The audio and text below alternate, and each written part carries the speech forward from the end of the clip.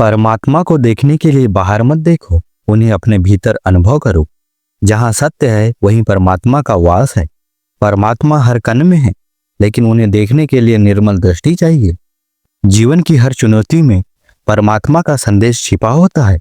परमात्मा को खोजने के लिए ध्यान, भक्ति और सेवा का मार्ग अपनाएं। परमात्मा असीम शक्ति और असीम प्रेम का स्रोत है।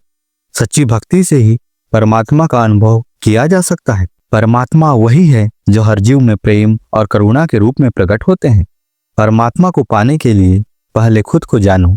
परमात्मा हमारे अंदर की शांति और सुकून का आधार है। जिसने अपने अहंकार को त्याग दिया वही परमात्मा को पा सकता है। प्रकृति की हर सुंदरता परमात्मा का रूप है। परमात्मा की कृपा बिना जीवन अधूरा है। जो सत्य, दया और सेवा के मार्ग पर चलता है वही परमात्मा को प्राप्त करता है। परमात्मा का अनुभव वहां होता है जहां प्रेम और विश्वास होता है। परमात्मा कोई व्यक्ति नहीं बल्कि शाश्वत ऊर्जा है। परमात्मा के साथ जोड़ने का सबसे सरल तरीका है प्रार्थना। हर सुबह के सूरज में परमात्मा की कृपा झलकती है। परमात्मा हमारे कर्मों में ही बसते हैं। परमात्मा को पाने के लिए न बाहर भागो न भीतर भागो, बस अभी और यहीं शांत हो जाओ। परमात्मा को पाने के लिए मन को पवित्र और विचारों को निर्मल बनाना जरूरी है। परमात्मा केवल विश्वास का नहीं, अनुभव का विषय है। जब हम अहंकार से मुक्त होते हैं तब परमात्मा हमारे करीब होते हैं। हर जीव में परमात्मा की झलक देखना सच्चा अध्यात्म है। परमात्मा हमारे मन और आत्मा के बीच की मौन भाषा है। जहाँ प्रेम है वहाँ परमात्मा का निवास है। परमात्मा को पाने का मार्ग सत्य, करुणा और भक्ति से होकर गुजरता है। जब हम दूसरों के लिए अच्छा सोचते हैं तब परमात्मा हमारे साथ होते हैं। परमात्मा वही है जो हमें हर कठिनाइयों में सहारा देते हैं। परमात्मा को समझना नहीं, महसूस करना है। वे हमारे हर श्वास में मौजूद हैं। नमस्कार दोस्तों, हमारे चैनल सेवक धर्म में आपका हार्दिक स्वागत है। हम आपसे विनती करते हैं कि इस वीडियो को अंत तक जरूर देखिए। यदि आपको हमारा प्रयास अच्छा लगे तो कृपया वीडियो को लाइक करें और नीचे कमेंट बॉक्स में जय बाबा हनुमान जी जरूर लिखें। साथ ही अगर आपने अभी तक हमारे चैनल सेवक धर्म को सब्सक्राइब नहीं किया है तो तुरंत सब्सक्राइब कर लें और बेल आइकन दबा दें ताकि हमारे नए और प्रेरणादायक वीडियो सबसे पहले आप तक पहुंच सकें। तो चलिए दोस्तों, इस सकारात्मकता से भरे सफर की ओर चलते हैं। परमात्मा यह शब्द सुनते ही हमारे मन में कई प्रश्न उत्पन्न होते हैं।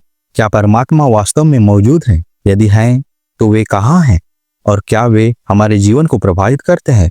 आज के इस वीडियो में हम इन्हीं गहन प्रश्नों के उत्तर को खोजने का प्रयास करेंगे। मानव हमेशा से जीवन के रहस्यों को समझने की कोशिश करता रहा है। हर सभ्यता, हर संस्कृति और हर धर्म ने परमात्मा के अस्तित्व को किसी न किसी रूप में परिभाषित किया है। लेकिन यह जानना जरूरी है कि परमात्मा का विचार केवल धार्मिक विश्वास तक सीमित नहीं है। यह एक आध्यात्मिक, दार्शनिक और वैज्ञानिक विषय भी है। हमारा जीवन केवल भौतिक सुख सुविधाओं तक सीमित नहीं है। हर व्यक्ति के भीतर एक आंतरिक प्यास होती है। मैं कौन हूँ, मुझे क्यों बनाया गया है और इस ब्रह्मांड का मूल स्रोत क्या है? वेदों में उन्हें ब्रह्म कहा गया है जो अनंत और असीम है। मानव धर्म में ईश्वर को प्रेम और दया का प्रतीक बताया गया है। वेदों में परमात्मा को निराकार, असीम और निर्विकारी बताया गया है। भक्ति भाव के अनुसार उन्हें विभिन्न रूपों में पूजा जाता है। परमात्मा हर कण में विद्यमान है। परमात्मा ही परम सत्य है। वे अटल और शाश्वत हैं। परमात्मा सुख, शांति और कल्याण के प्रतीक हैं। उनकी रचना में सौंदर्य का प्रतिबिंब है। उन्होंने ब्रह्मांड का निर्माण किया। वे हर जीव के जीवन को संभालते हैं। जब संतुलन बिगड़ता है तो वे उसे पुनः स्थापित करते हैं। हर सूर्योदय, हर फूल का खिलना, हर बच्चे की मुस्कान, यह सब परमात्मा की उपस्थिति का प्रमाण है। पृथ्वी की परिक्रमा, मौसम का बदलना, यह सब एक अदृश्य शक्ति की ओर इशारा करते हैं। भौतिक विज्ञान के अनुसार ऊर्जा न तो पैदा की जा सकती है और न नष्ट। यह ब्रह्मांडीय ऊर्जा क्या है? बिग बैंग सिद्धांत और ब्रह्मांड के विस्तार में भी परमात्मा का संकेत मिलता है। ध्यान और योग के माध्यम से लोग परमात्मा का अनुभव करते हैं। भक्तों और साधकों के अनुभव में उनकी कृपा का वर्णन मिलता है। मानव धर्म में कहा गया है कि आत्मा परमात्मा का अंश है। जब हम अपनी आत्मा की पहचान करते हैं तो हमें परमात्मा का अनुभव होता है। हम कैसे उनसे दूर हो जाते हैं। हमारी भौतिक इच्छाएं और अहंकार हमें परमात्मा से दूर कर देते हैं। सांसारिक उलझनों में हम उनकी उपस्थिति को भूल जाते हैं। उन्हें पाने के लिए क्या करना चाहिए? शुद्ध मन और सच्चे भाव से प्रार्थना करें। अहंकार और देश को त्यागे, सेवा और करुणा के मार्ग पर चले। गहन अध्ययन और चिंतन से परमात्मा की पहचान करना। शास्त्रों और उपदेशों का अनुसरण, प्रेम और समर्पण द्वारा परमात्मा को पाना। कीर्तन, पूजन और ईश्वर के नाम का जाप। निस्वार्थ कर्म करना, अपने कार्यों को परमात्मा को समर्पित करना। ध्यान और साधना, ध्यान के माध्यम से मन को शुद्ध करना। आत्मा और परमात्मा के बीच की दूरी को मिटाना। जब हम परमात्मा से जुड़ते हैं तो हमारा जीवन सुखद और शांतिपूर्ण हो जाता है। कठिनाइयों में भी हमें उनका सहारा मिलता है। भक्तों की कहानियां और उनके जीवन में परमात्मा की उपस्थिति, उनकी कृपा से बड़े से बड़ा संकट टल जाता है। धर्म, आध्यात्मिकता और सेवा के माध्यम से उनकी उपस्थिति समाज में देखी जाती है। हर धर्म परमात्मा को अलग नाम से पुकारता है, लेकिन वह एक ही है।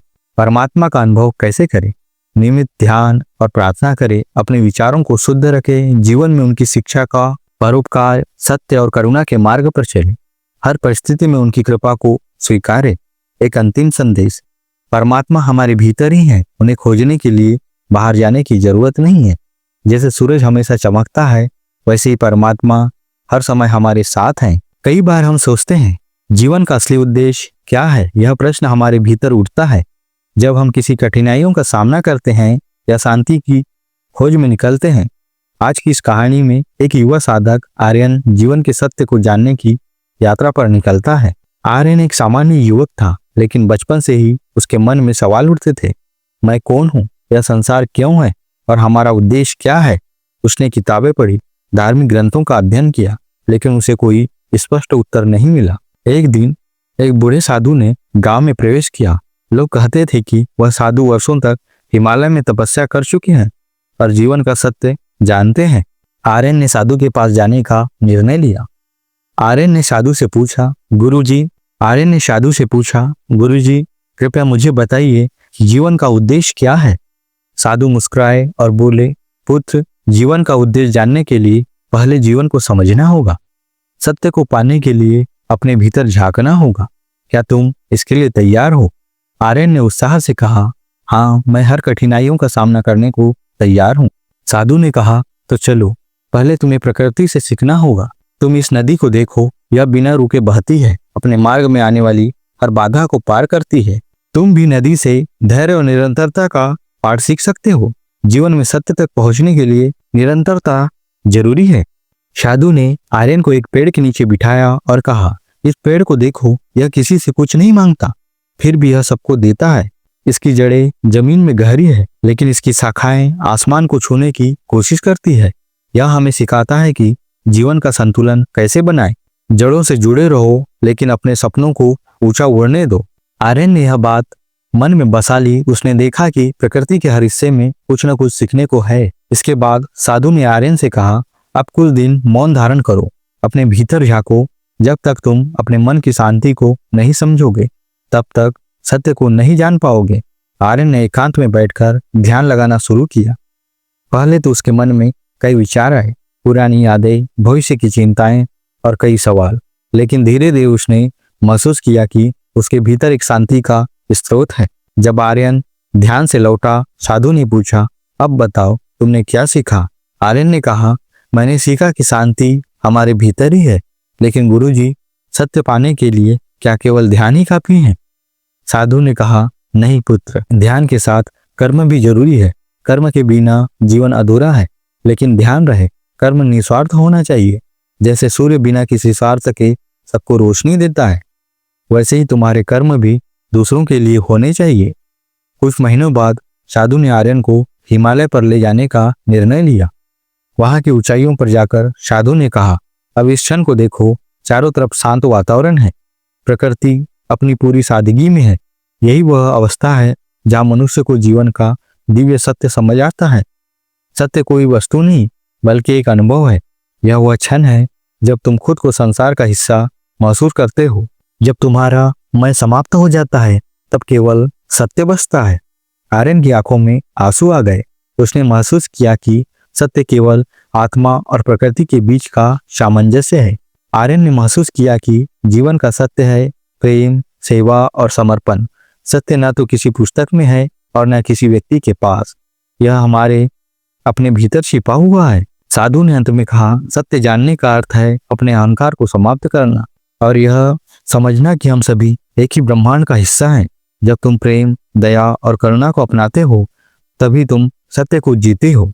आर्यन ने गांव लौटकर लोगों को यह सिखाया कि जीवन का उद्देश्य अपने भीतर की शांति को खोजना, दूसरों की सेवा करना और इस संसार के हर जीव के साथ प्रेम पूर्वक व्यवहार करना है। जीवन का दिव्य सत्य यह है कि हम सब एक ही ऊर्जा का हिस्सा हैं। जब हम यह समझते हैं तभी हम वास्तव में जीना शुरू करते हैं। यह कहानी आपको कैसी लगी प्लीज हमें कमेंट बॉक्स में जरूर बताएं। नमस्कार जी।